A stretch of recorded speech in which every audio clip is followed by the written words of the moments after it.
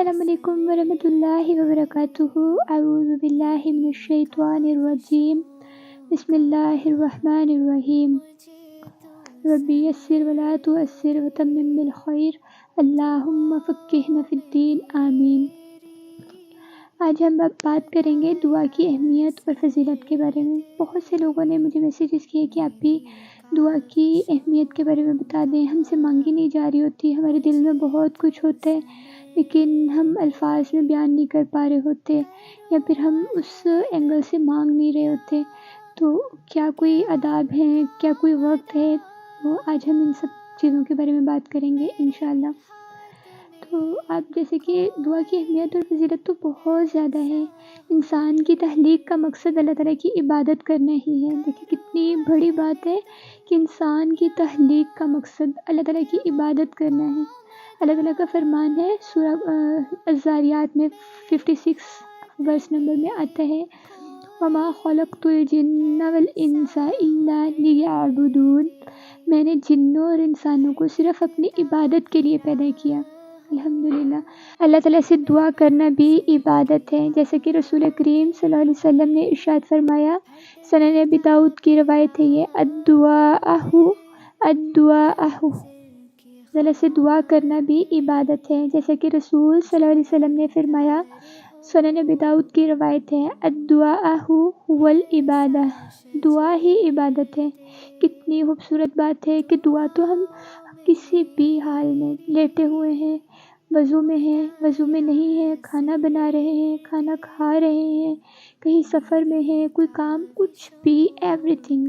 کوئی بھی موومنٹ میں ہے، ہم دعا مانگ سکتے ہیں اللہ تعالیٰ سے، اور وہ دعا ہماری عبادت کاؤنٹ ہوگی الحمدللہ۔ فرمان الہی ہے، وَإِذَا سَأَلَكَ عِبَادِي أَنِّي فَإِنِّي قَرِيبٌ أُجِيبُ دَعْوَةَ الدَّاعِ إِذَا دَعَانِ، سورہ البقرہ 186 ورس ہے الحمدللہ۔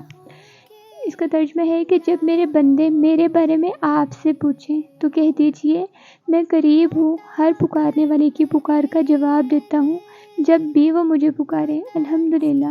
دیکھیں جب مجھے وہ پکارے، ہم جب بھی اللہ تعالیٰ کو پکاریں گے اللہ تعالیٰ ہماری پکار کا جواب دیں گے۔ تو کوئی پرائم منسٹر، کوئی بڑے سے بڑا بندہ، کوئی بھی انسان ایسا ہے ہمارے پاس کہ ہم کبھی بھی کسی بھی ٹائم اسے کال کریں اور وہ کال پک کر لیں؟ اور اللہ تعالیٰ کی ذات سب سے بڑی ہے، سب سے بلند اور عرفہ ہے الحمدللہ۔ اور وہ قرآن پاک میں اپنے کلام الہی میں فرما رہے ہیں کہ جب بھی آپ پکاریں مجھے، جب بھی، مطلب کتنی بڑی بات ہے کہ ہم جب بھی اللہ تعالیٰ کو پکاریں گے اللہ تعالیٰ ہماری پکار کا جواب دیں گے انشاءاللہ۔ دعا مانگنے کے آداب ہیں کچھ، جیسے کہ ہم کسی سے کچھ چیز مانگنا چاہ رہے ہوں تو ہم کتنا ملحوظ رکھتے ہیں آداب کو کہ اس سے ادب سے بات کریں، اس کی تعریف کریں، اسے تھوڑا پیار محبت کا لہجہ رکھیں، پھر اس کے دل میں اپنے لیے جگہ بنائیں کہ ہم اسے جو چیز دینا چاہ رہے ہیں وہ ہمیں وہ چیز عطا کر دے۔ تو دیکھیں رب تو اس سے بھی بڑی ذات ہے نا، سب سے بڑی ذات ہے الحمدللہ۔ تو اللہ تعالیٰ سے دعا مانگنے کے کچھ آداب ہیں، اخلاص سے نیت اور پوری توجہ کے ساتھ دعا مانگی جائے، کہ بالکل خالص نیت ہو، دل میں شک اور ڈگمگایا نہ جائے دل کہ پتہ نہیں یہ دعا قبول ہونی بھی ہے کہ نہیں ہونی۔ جب انسان کے دل میں یہ بات ہو تو سوچیں وہ کیسے پوری ہو سکتی ہے۔ بالکل دل کو خالص کر کے پوری توجہ کے ساتھ دعا مانگا کیجیے۔ دیکھیں جب ہم دعا مانگ رہے ہوں تو یہ نہ ہو کہ آپس میں ایک دوسرے سے بات بھی کر رہے ہوں، کسی کو کسی بات کے لیے روک رہے ہوں، اندر رکنا پڑ جائے، اندر کسی سے بات کرنی پڑ جائے، تو یہ چیز خلوص اور توجہ کے بالکل اپوزٹ ہے۔ لیکن جب ہم کسی سے کال پہ بات کر رہے ہوتے ہیں، اپنی بہن سے، اپنے بھائی سے، کسی فرینڈ سے، تو ان سے بات کرتے ہوئے جب ہم آس پاس کے کسی سے بات کرتے ہیں، ان کو کہتے ہیں اچھا 1 منٹ رکو، تو ایک بار تو چلے ٹھیک ہے، کوئی نہیں، بیئر کر لیتا ہے سب، لیکن بار بار اگر اسے کہا جائے تو مطلب اگلے بندے کو برا فیل ہوتا ہے کہ یار یہ مجھے امپورٹنس کیا دے رہا ہے، سامنے والے سے باتیں زیادہ کر رہا ہے مجھ سے کم، تو پھر مطلب دل میں نا وہ خشوع نہیں آ پاتا انسان کی۔ تو اسی لیے ضروری ہے کہ انسان پوری توجہ کے ساتھ اللہ تعالیٰ سے دعا مانگے، پھر اللہ تعالیٰ کی حمد و ثنا سے آغاز کرے، جیسے کہ سبحان اللہ و بحمدہ، سبحان اللہ و بحمدہ، سبحان اللہ العظیم، سبحان اللہ والحمد للہ ولا الہ الا اللہ واللہ اکبر، پھر ہے سبحان اللہ و بحمدہ عدد خلقہ ورضا نفسہ وزینۃ عرشہ ومداد کلماتہ۔ دیکھیں کتنے سارے الفاظ ہمارے مائنڈ میں ایسے ہوتے ہیں جو کہ ہمیں آتے ہیں لیکن ہم دعا سے پہلے پڑھتے نہیں، مانگتے نہیں۔ تو جو بھی آپ کو پیارے پیارے اللہ تعالیٰ کی کلمات آتے ہیں، سبحان اللہ سادہ، یہ تو سب کو آتا ہے نا، جو تسبیح فاطمہ ہے، سبحان اللہ، الحمدللہ، اللہ اکبر، لا الہ الا اللہ، تو مطلب جو بھی آپ کو اللہ تعالیٰ کی حمد و ثنا کے کلمات آتے ہیں وہ ادا کیجیے تاکہ اللہ تعالیٰ کی تعریف بیان کر سکیں ہم۔ پھر دعا کی ابتدا اور اختتام، شروع میں بھی اور لاسٹ میں بھی درود ابراہیم پڑھا جائے، نبی پاک صلی اللہ علیہ وسلم پر درود پڑھا جائے، قبولیت کے یقین کے ساتھ دعا مانگی جائے، پھر اللہ تعالیٰ کے علاوہ کسی اور سے نہ مانگا جائے، صرف اللہ تعالیٰ سے دعا مانگی جائے۔ اور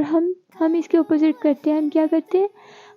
ہمیں جو چیز چاہیے ہوتی ہے ہم پہلے اوروں سے مانگتے ہیں، امی سے، بھائی سے، بہن سے، جب کوئی چیز مطلب چاہیے ہوتی ہے ہم کبھی بھی یوں نہیں کرتے کہ ہم اپنی پہلی چیز اللہ تعالیٰ سے مانگیں کہ اللہ تعالیٰ مجھے فلاں چیز چاہیے، اس کا ارینج کروا دیجیے، پھر ہم اپنی امی سے کہیں، ایسا تو ہم کرتے ہی نہیں۔ ہم پہلے اللہ تعالیٰ سے مانگنا چاہیے تاکہ اللہ تعالیٰ کے سوا کسی سے نہ مانگا جائے۔ یہ غلط نہیں ہے کہ اپنے پیرنٹس سے مانگا جائے، لیکن فرسٹ پریورٹی اپنے اللہ تعالیٰ کو بنایا جائے تاکہ اللہ تعالیٰ ہمارے والدین کو، ہمارے بہن بھائیوں کو ہمیں وہ چیز دلوانے کا ذریعہ بنائے انشاءاللہ۔ پہلے اپنے لیے دعا مانگیں، پھر دوسروں کے لیے دعا مانگیں، اور پھر اللہ تعالیٰ سے گناہوں کی بخشش مانگیں کہ اللہ تعالیٰ میرے ظاہر باطن ہر چیز جو میں نے جان بوجھ کر کی اور جانے انجانے میں ہو گئے گناہ، وہ سب کو معاف کر دیجیے، اور نعمتوں پر اللہ تعالیٰ کا خاص شکر ادا کیا جائے۔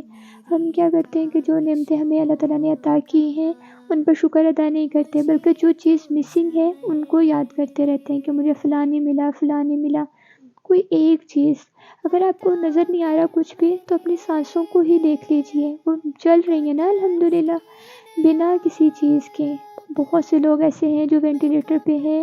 ان کو آکسیجن یوز کرنا پڑ رہی ہے، سانس نہیں لیا جا رہا، اور ہم کتنے سکون سے لے رہے ہیں۔ بہت سے لوگ ایسے ہیں جن کی دھڑکن نہیں چل رہی ہوتی، کتنے پروسیس سے گزرنا پڑ رہا ہوتا ہے۔ الحمدللہ اللہ تعالیٰ کی نعمتوں کا شکر ادا کرنا ہے ہم نے،